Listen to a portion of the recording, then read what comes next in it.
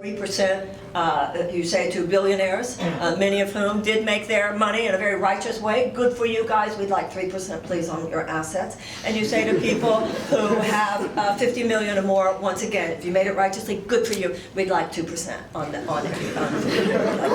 And then what we're going to have,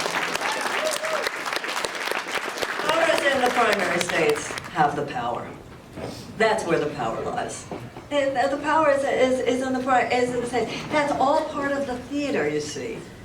There's nothing in the Constitution that even mentions political parties. George Washington warned us against them when he left office, saying that they would become a faction of men who care more about their faction than their country. What you have is 40% of all Americans living in chronic economic trauma and anxiety. They don't know what they'll do if they get sick. They don't know what they do if one of their kids gets sick. They don't know how they'll send their kids to college, and they don't know how they will get out of under these college loans. Cancel it all. I think that she really gets the moment and understands the problems with this country.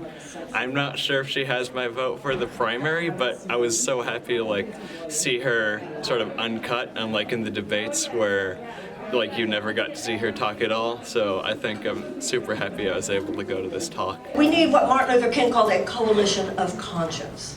So I just want to say, when we start talking about regulating, we're going back to what should be just capitalism held accountable to ethical and moral standards. And when they start yelling socialism, make sure you go, yeah.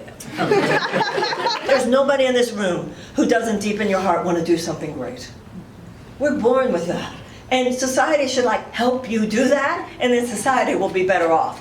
So the Tufts Democrats was really happy to have this opportunity to be able to talk with Marianne Williamson, hear her thoughts on issues, on policy, and in general, it's just really important to stay informed on these things and to make sure that you're making an informed choice. Ladies and gentlemen, what we're dealing with today is no different than any other generation. The same level of undemocratic assaults and erosive and corrosive ideas and forces that would undermine our democracy. We're not having to deal with anything any more intense than other generations have had to deal with. Let's just not be the first generation that wimps out on doing what it takes to put this country back on track.